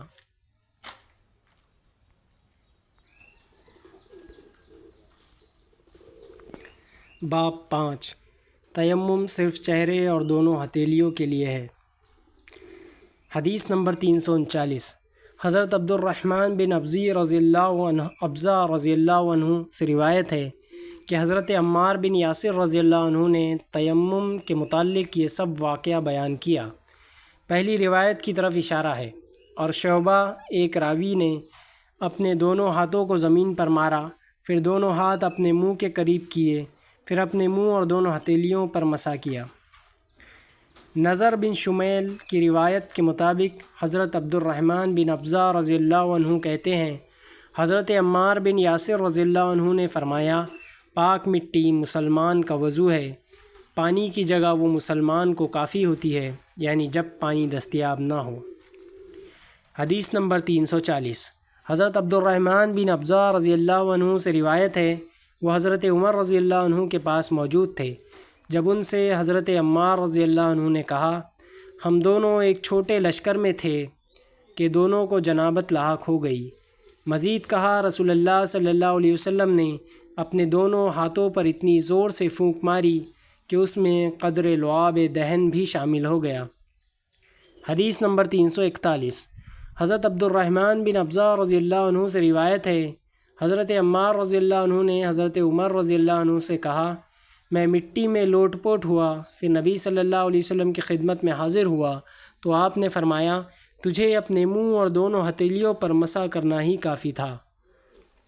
حدیث نمبر 342، حضرت عبد الرحمن بن ابزہ رضی اللہ عنہ سے روایت ہے، فرماتے ہیں، میں حضرت عمر رضی اللہ عنہ کے پاس موجود تھا، ان سے حضرت عمار رضی اللہ عنہ نے کہا، پھر انہوں نے حدیث سابق بیان کی۔ حدیث نمبر 343، حضرت عبد الرحمن بن ابزہ رضی اللہ عنہ سے روایت ہے، انہوں نے کہا، حضرت عمار رضی اللہ عنہ نے فرمایا، پھر نبی صلی اللہ علیہ وسلم نے اپنا ہاتھ زمین پر مارا، پھر اپنے منہ اور ہتھیلیوں پر مسح فرمایا۔ باب 6 پاک مٹی مسلمان کا وضو ہے اور اسے پانی کے بدلے کافی ہے۔ حسن بصری رحمہ اللہ نے کہا، تیمم اس وقت تک کافی ہوگا جب تک دوبارہ بے وضو نہ ہو۔ حضرت ابن عباس رضی اللہ عنہ نے تیمم کی حالت میں امامت کی۔ یحییٰ بن سعید کہتے ہیں کہ شوریلی زمین پر نماز پڑھنے اور اس سے تیمم کرنے میں کوئی مذائقہ نہیں۔ حدیث نمبر 344، حضرت عمران بن حسین خزائی رضی اللہ عنہما سے روایت ہے، انہوں نے فرمایا، ہم ایک مرتبہ نبی صلی اللہ علیہ وسلم کے ہمراہ سفر میں تھے اور رات بھر چلتے رہے۔ جب آخر شب ہوئی تو ہم کچھ دیر کے لیے سو گئے، اور مسافر کے نزدیک اس وقت سے زیادہ کوئی نیند میٹھی نہیں ہوتی۔ ہم ایسے سوئے کہ آفتاب کی گرمی ہی سے بیدار ہوئے۔ سب سے پہلے جس کی آنکھ کھلی وہ فلاں شخص تھا، پھر فلاں شخص اور پھر فلاں شخص۔ ابو رجاء ان فلاں اور فلاں کے نام لیتے تھے لیکن اوف بھول گئے۔ پھر چوتھے حضرت عمر بن خطاب رضی اللہ عنہ جاگے، اور ہمارا دستور یہ تھا کہ جب نبی صلی اللہ علیہ وسلم استراحت فرماتے تو کوئی آپ کو بیدار نہ کرتا تھا تاکہ آپ خود بیدار ہو جاتے، کیونکہ ہم نہیں جانتے تھے کہ آپ کو خواب میں کیا پیش آ رہا ہے۔ جب حضرت عمر رضی اللہ عنہ بیدار ہو کر وہ حالت دیکھی جو لوگوں پر طاری تھی اور وہ دلیر آدمی تھے، تو انہوں نے بآواز بلند تکبیر کہنا شروع کی۔ سو وہ برابر اللہ اکبر بلند آواز سے کہتے رہے، یہاں تک کہ ان کی آواز سے نبی صلی اللہ علیہ وسلم بیدار ہو گئے۔ جب آپ جاگے تو لوگوں نے آپ سے اس مصیبت کا شکوہ کیا جو ان پر پڑی تھی۔ آپ نے فرمایا کچھ حرج نہیں یا اس سے کچھ نقصان نہ ہوگا، چلو اب کوچ کرو۔ کچھ لوگ روانہ ہوئے۔ تھوڑی سی مسافت کے بعد آپ اترے، وضو کے لیے پانی منگوایا اور وضو کیا۔ نماز کے لیے اذان دی گئی۔ اس کے بعد آپ نے لوگوں کو نماز پڑھائی۔ جب آپ نماز سے فارغ ہوئے تو اچانک ایک شخص کو گوشہ تنہائی میں بیٹھے دیکھا جس نے ہم لوگوں کے ساتھ نماز نہ پڑھی تھی۔ آپ نے فرمایا اے فلاں شخص، تیرے لیے لوگوں کے ساتھ نماز پڑھنے سے کون سی چیز مانع ہوئی؟ اس نے عرض کیا میں جنبی ہوں اور پانی موجود نہ تھا۔ آپ نے فرمایا تجھے پاک مٹی سے تیمم کرنا چاہیے تھا، وہ تجھے کافی تھا۔ پھر نبی صلی اللہ علیہ وسلم چلے تو لوگوں نے آپ سے پیاس کی شکایت کی۔ آپ اترے اور حضرت علی رضی اللہ عنہ اور ایک دوسرے شخص کو بلایا۔ ابو رجا اس شخص کا نام لیتے تھے، اوف بھول گئے، اور فرمایا تم دونوں جاؤ اور پانی تلاش کرو۔ چنانچہ وہ دونوں روانہ ہوئے تو راستے میں انہیں ایک عورت ملی جو اپنے اونٹ پر پانی کی 2 مشکوں کے درمیان بیٹھی ہوئی تھی۔ انہوں نے اس سے دریافت کیا کہ پانی کہاں ہے؟ اس نے جواب دیا کہ پانی مجھے گزشتہ کل اسی وقت ملا تھا اور ہمارے مرد پیچھے ہیں۔ ان دونوں نے اس سے کہا ہمارے ہمراہ چل۔ اس نے کہا کہاں جانا ہے؟ انہوں نے کہا اللہ کے رسول کے پاس۔ وہ بولی وہی جسے بے دین کہا جاتا ہے؟ انہوں نے کہا ہاں وہی ہے جنہیں تو ایسا سمجھتی ہے، چل تو صحیح۔ آخر وہ دونوں اسے رسول اللہ صلی اللہ علیہ وسلم کے پاس لے آئے اور آپ سے سارا قصہ بیان کیا۔ حضرت عمران رضی اللہ عنہ نے کہا لوگوں نے اسے اونٹ سے اتار لیا اور نبی صلی اللہ علیہ وسلم نے ایک برتن منگوایا اور دونوں پکھالوں یا مشکوں کے منہ اس میں کھول دیے، پھر اوپر کا منہ بند کر کے نیچے کا منہ کھول دیا اور لوگوں کو اطلاع دی کہ خود بھی پانی پیو اور جانوروں کو بھی پلاؤ۔ تو جس نے چاہا خود پیا اور جس نے چاہا جانوروں کو پلایا، اور بالآخر آپ نے یہ کیا کہ جس شخص کو نہانے کی ضرورت تھی اسے بھی پانی کا ایک برتن بھر کر دیا اور اس سے کہا جاؤ اس سے غسل کرو۔ وہ عورت کھڑی یہ منظر دیکھتی رہی کہ اس کے پانی کے ساتھ کیا ہو رہا ہے۔ اللہ کی قسم جب پانی لینا بند کیا گیا تو ہمارے خیال کے مطابق وہ مشکیں اب اس وقت سے بھی زیادہ بھری ہوئی تھیں جب آپ نے ان سے پانی لینا شروع کیا تھا۔ پھر نبی صلی اللہ علیہ وسلم نے فرمایا اس عورت کے لیے کچھ جمع کرو۔ لوگوں نے کھجور، آٹا اور ستو اکٹھا کرنا شروع کر دیا، یہاں تک کہ طعام کی ایک اچھی مقدار اس کے لیے جمع ہو گئی۔ جمع شدہ سامان انہوں نے ایک کپڑے میں باندھ دیا اور اسے اونٹ پر سوار کر کے وہ کپڑا اس کے آگے رکھ دیا۔ پھر آپ نے اس سے فرمایا تم جانتی ہو کہ ہم نے تمہارے پانی میں کچھ کمی نہیں کی، بلکہ ہمیں تو اللہ نے پلایا ہے۔ پھر وہ عورت اپنے گھر والوں کے پاس واپس آئی۔ چونکہ وہ دیر سے پہنچی تھی اس لیے انہوں نے پوچھا اے فلاں عورت تجھے کس نے روک لیا تھا؟ اس نے کہا مجھے تو ایک عجیب واقعہ پیش آیا، اور وہ یہ کہ راستے میں مجھے 2 آدمی ملے جو مجھے اس شخص کے پاس لے گئے جس کو بے دین کہا جاتا ہے۔ اس نے ایسا کیا، اللہ کی قسم جتنے لوگ اس آسمان کے اور اس زمین کے درمیان ہیں، اور اس نے اپنی درمیان والی اور شہادت والی انگلی اٹھا کر آسمان اور زمین کی طرف اشارہ کیا، ان سب میں سے وہ بڑا جادوگر ہے یا وہ اللہ کا حقیقی رسول ہے۔ پھر مسلمانوں نے یہ کرنا شروع کر دیا کہ اس عورت کے ارد گرد جو مشرک آباد تھے ان پر تو وہ حملہ آور ہوتے اور جن لوگوں میں وہ عورت رہتی تھی ان کو چھوڑ دیتے۔ آخر اس نے ایک دن اپنی قوم سے کہا میرے خیال میں مسلمان تمہیں دانستہ چھوڑ دیتے ہیں، کیا تمہیں اسلام سے کچھ رغبت ہے؟ تب انہوں نے اس کی بات قبول کی اور مسلمان ہو گئے۔ ابو عبداللہ امام بخاری رحمہ اللہ کہتے ہیں صبا کے معنی ایک دین سے نکل کر دوسرے دین میں داخل ہونا ہے۔ ابو العالیہ نے کہا صابنین اہل کتاب کا ایک فرقہ ہے جو زبور کی تلاوت کرتا ہے۔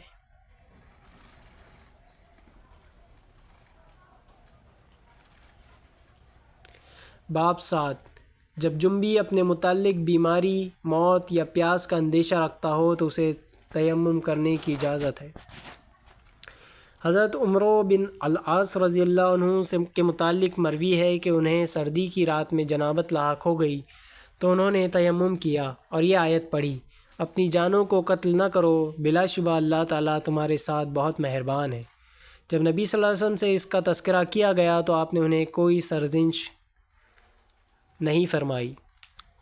حدیث نمبر 345، حضرت ابو موسیٰ اشعری رضی اللہ عنہ سے روایت ہے کہ انہوں نے حضرت عبداللہ بن مسعود رضی اللہ عنہ سے کہا، اگر تمہیں جنابت کی حالت میں پانی نہ ملے تو کیا تم نماز نہیں پڑھو گے؟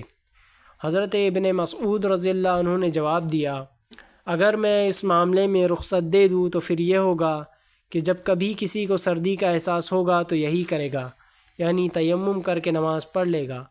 حضرت ابو موسیٰ اشعری نے رضی اللہ عنہ نے فرمایا، اگر یہی بات ہے تو پھر حضرت عمار رضی اللہ عنہ کا وہ قول کہاں جائے گا جو انہوں نے حضرت عمر رضی اللہ عنہ سے کہا تھا؟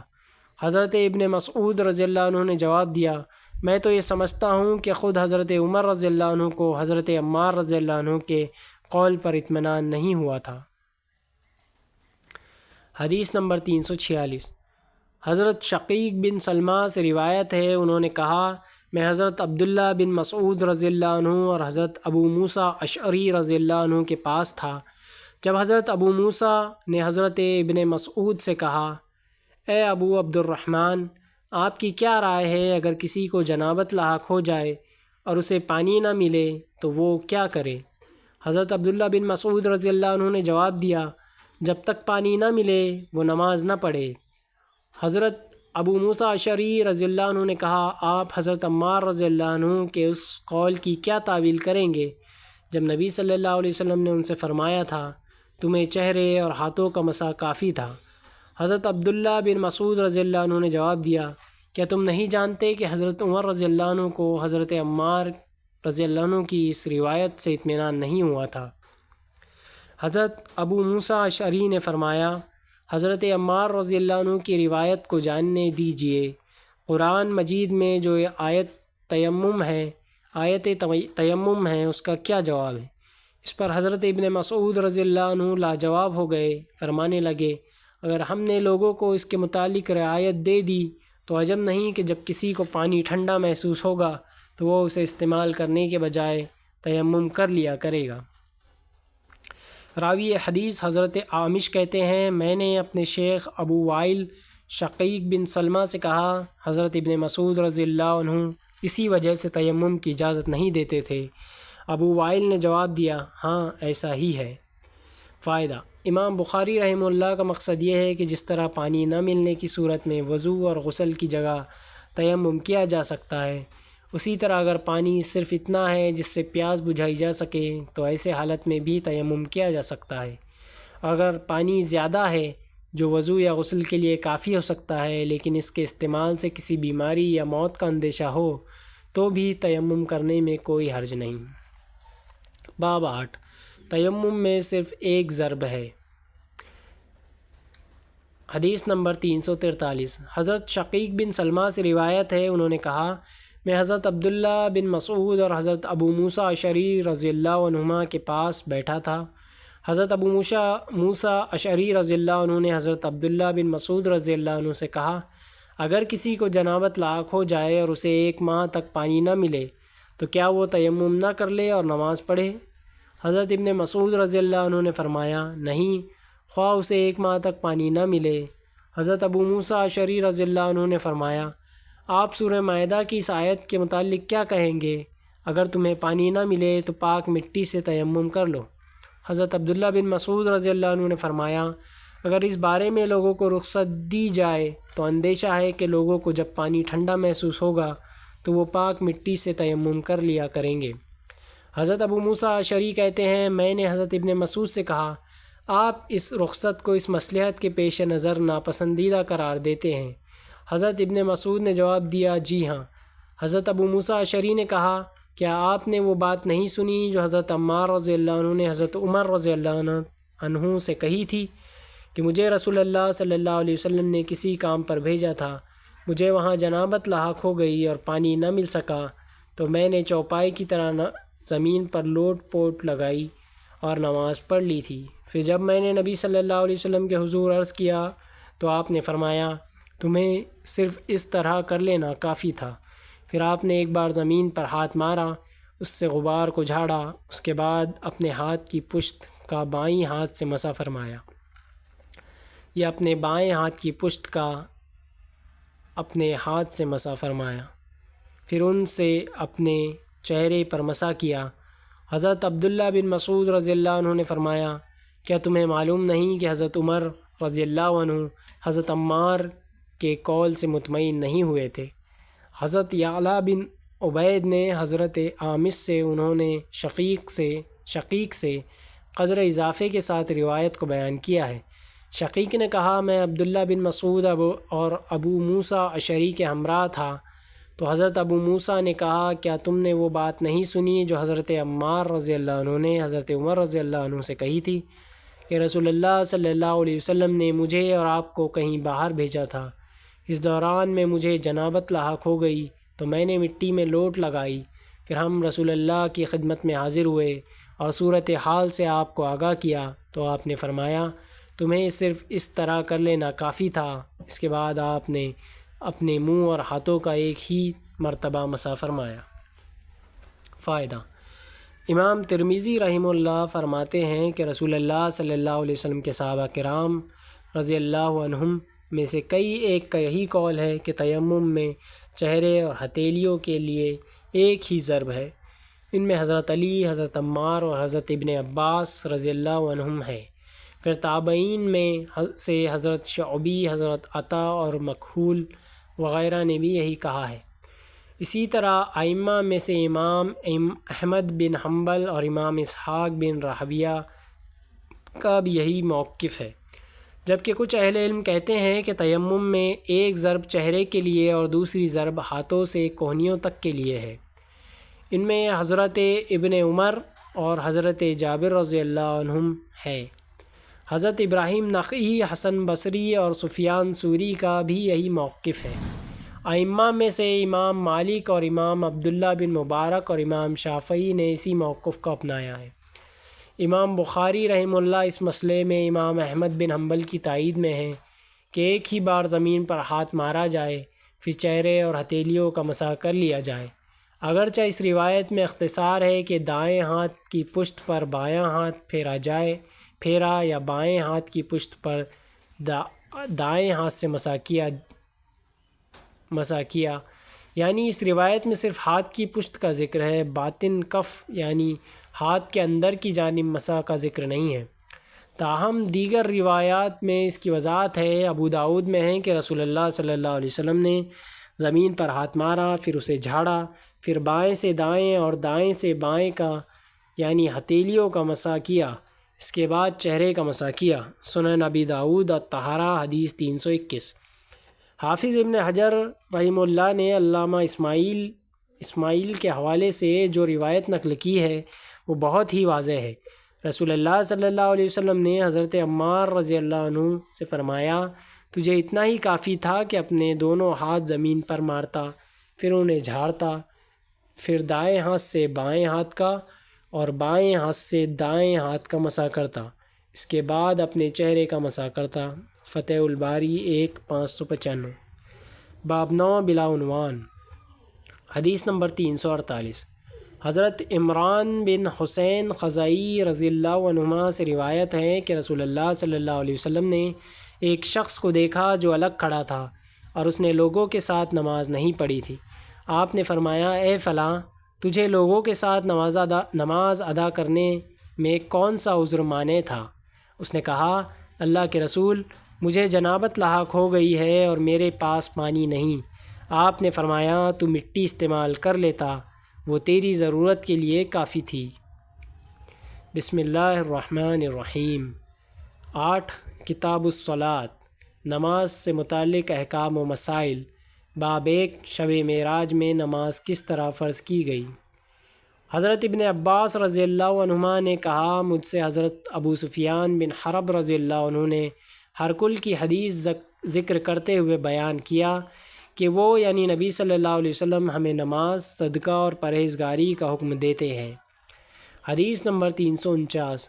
حضرت انس بن مالک رضی اللہ عنہ سے روایت ہے، انہوں نے کہا، حضرت ابو ذر رضی اللہ عنہ بیان کرتے تھے کہ رسول اللہ صلی اللہ علیہ وسلم نے فرمایا، جب میں مکہ میں تھا تو ایک شب میرے گھر کی چھت پھٹی، حضرت جبرائیل علیہ السلام اترے، انہوں نے پہلے میرے سینے کو چاک کر کے اسے آب زمزم سے دھویا، پھر ایمان و حکمت سے بھرا ہوا سونے کا ایک تشت لائے اور اسے میرے سینے میں ڈال دیا، بعد میں سینہ بند کر دیا، پھر انہوں نے میرا ہاتھ پکڑا اور مجھے آسمان دنیا کی طرف لے چڑھے۔ جب میں آسمان دنیا پر پہنچا تو جبرائیل علیہ السلام نے داروغہ آسمان سے کہا، دروازہ کھول۔ اس نے کہا، کون ہے؟ بولے، میں جبرائیل ہوں۔ پھر اس نے پوچھا، تمہارے ہمراہ بھی کوئی ہے؟ حضرت جبرائیل نے کہا، ہاں، میرے ساتھ حضرت محمد صلی اللہ علیہ وسلم ہے۔ اس نے پھر دریافت کیا، انہیں دعوت دی گئی ہے؟ حضرت جبرائیل علیہ السلام نے کہا، ہاں۔ اس نے جب دروازہ کھول دیا تو ہم آسمان دنیا پر چڑھے۔ وہاں ہم نے ایک ایسے شخص کو بیٹھے دیکھا جس کی دائیں جانب جمع غفیر اور بائیں جانب بھی انبوہ کثیر تھا۔ جب وہ اپنی دائیں جانب دیکھتا تو ہنستا اور جب بائیں طرف دیکھتا تو رو دیتا۔ اس نے مجھے دیکھ کر فرمایا، نیک پیغمبر، اچھے بیٹے، خوش آمدید۔ میں نے جبرائیل سے پوچھا، یہ کون ہے؟ انہوں نے جواب دیا، یہ حضرت آدم علیہ السلام ہے اور ان کے دائیں بائیں انبوہ کثیر ان کی اولاد کی ارواح ہیں۔ دائیں جانب والی جنتی اور بائیں جانب والی دوزخی ہیں، اس لیے دائیں طرف نظر کر کے ہنس دیتے ہیں اور بائیں طرف دیکھ کر رو دیتے ہیں۔ پھر حضرت جبرائیل علیہ السلام مجھے لے کر دوسرے آسمان کی طرف چڑھے اور اس کے داروغہ سے کہا، دروازہ کھول۔ اس نے بھی وہی گفتگو کی جو پہلے نے کی تھی، چنانچہ اس نے دروازہ کھول دیا۔ حضرت انس رضی اللہ عنہ نے فرمایا، حضرت ابو ذر کے بیان کے مطابق رسول اللہ صلی اللہ علیہ وسلم نے آسمانوں میں حضرت آدم، ادریس، موسیٰ، عیسیٰ اور حضرت ابراہیم علیہ السلام سے ملاقات کی، لیکن ان کے مقامات کو بیان نہیں کیا، صرف اتنا کہا کہ آسمان اول پر حضرت آدم علیہ السلام اور چھٹے آسمان پر حضرت ابراہیم علیہ السلام کو پایا۔ حضرت انس رضی اللہ عنہ نے فرمایا، جب حضرت جبرائیل علیہ السلام نبی صلی اللہ علیہ وسلم کو لے کر حضرت ادریس علیہ السلام کے پاس سے گزرے تو انہوں نے فرمایا، نیک پیغمبر اور اچھے بھائی، خوش آمدید۔ میں نے پوچھا، یہ کون ہے؟ حضرت جبرائیل نے جواب دیا، یہ حضرت ادریس علیہ السلام ہے۔ پھر میں حضرت موسیٰ علیہ السلام کے پاس سے گزرا تو انہوں نے کہا، نیک پیغمبر اور اچھے بھائی، خوش آمدید۔ میں نے پوچھا، یہ کون ہے؟ جبرائیل نے جواب دیا، یہ حضرت موسیٰ علیہ السلام ہے۔ پھر میں حضرت عیسیٰ کے پاس سے گزرا تو انہوں نے کہا، نیک پیغمبر اور اچھے بھائی، خوش آمدید۔ میں نے جبرائیل سے پوچھا، یہ کون ہے؟ تو انہوں نے جواب دیا، یہ حضرت عیسیٰ علیہ السلام ہے۔ پھر میں حضرت ابراہیم علیہ السلام کے پاس سے گزرا تو انہوں نے بھی کہا، اے صالح نبی اور اچھے بیٹے، خوش آمدید۔ میں نے حضرت جبرائیل علیہ السلام سے پوچھا، یہ کون ہے؟ انہوں نے کہا، یہ حضرت ابراہیم علیہ السلام ہے۔ حضرت ابن عباس رضی اللہ عنہما اور حضرت ابو حبہ انصاری رضی اللہ عنہ کا بیان ہے، نبی صلی اللہ علیہ وسلم نے فرمایا، پھر مجھے اوپر لے جایا گیا حتیٰ کہ میں ایک ایسے بلند ہموار مقام پر پہنچا جہاں میں فرشتوں کے کلموں کی آوازیں سنتا تھا۔ حضرت انس رضی اللہ عنہ کا بیان ہے، نبی صلی اللہ علیہ وسلم نے فرمایا، پھر اللہ تعالیٰ نے میری امت پر 50 نمازیں فرض کی۔ میں یہ حکم لے کر واپس آیا۔ جب موسیٰ علیہ السلام کے پاس سے گزرا تو انہوں نے پوچھا، اللہ تعالیٰ نے آپ کی امت پر کیا فرض کیا ہے؟ میں نے کہا، شب و روز میں 50 نمازیں فرض کی ہیں۔ اس پر حضرت موسیٰ نے کہا، اپنے پروردگار کی طرف لوٹ جائیے، کیونکہ آپ کی امت اس کی متحمل نہیں ہو سکے گی۔ چنانچہ میں واپس گیا تو اللہ تعالیٰ نے کچھ نمازیں معاف کر دی۔ میں پھر موسیٰ علیہ السلام کے پاس آیا اور کہا، اللہ تعالیٰ نے کچھ نمازیں معاف کر دی ہیں۔ انہوں نے کہا، اپنے رب کے پاس دوبارہ جاؤ، آپ کی امت ان کی بھی متحمل نہیں ہو سکے گی۔ میں لوٹا تو اللہ نے کچھ اور نمازیں معاف کر دی۔ میں پھر موسیٰ علیہ السلام کے پاس آیا تو انہوں نے کہا پھر اپنے پروردگار کے پاس واپس جائیں کیونکہ آپ کی امت ان نمازوں کی بھی متحمل نہیں ہو سکے گی۔ پھر میں لوٹا اور ایسا کئی بار ہوا۔ بالآخر اللہ تعالیٰ نے فرمایا وہ نمازیں 5 ہیں اور در حقیقت ثواب کے لحاظ سے 50 ہیں، میرے ہاں فیصلہ بدلنے کا دستور نہیں۔ میں پھر موسیٰ علیہ السلام کے پاس لوٹ کر آیا تو انہوں نے کہا اپنے رب کے پاس مزید تخفیف کے لیے لوٹ جاؤ۔ میں نے کہا اب مجھے اپنے مالک سے شرم آتی ہے۔ پھر مجھے جبرائیل لے کر روانہ ہو گئے یہاں تک کہ سدرۃ المنتہا تک پہنچا دیا، جسے کئی طرح کے رنگوں نے ڈھانپ رکھا تھا، جن کی حقیقت کا مجھے علم نہیں۔ پھر میں جنت میں داخل کیا گیا۔ پھر مجھے جبرائیل لے کر روانہ ہو گئے یہاں تک کہ سدرۃ المنتہا تک پہنچا دیا، جسے کئی طرح کے رنگوں نے ڈھانپ رکھا تھا، جن کی حقیقت کا مجھے علم نہیں۔ پھر میں جنت میں داخل کیا گیا، وہاں کیا دیکھتا ہوں کہ اس میں موتیوں کی جگمگاتی لڑیاں ہیں اور اس کی مٹی کستوری ہے۔ حدیث نمبر 350۔ حضرت ام المومنین عائشہ صدیقہ رضی اللہ عنہا سے روایت ہے، انہوں نے فرمایا اللہ تعالیٰ نے جب نماز فرض کی تو حضر و سفر میں ہر نماز کی 2 رکعتیں فرض کی تھی۔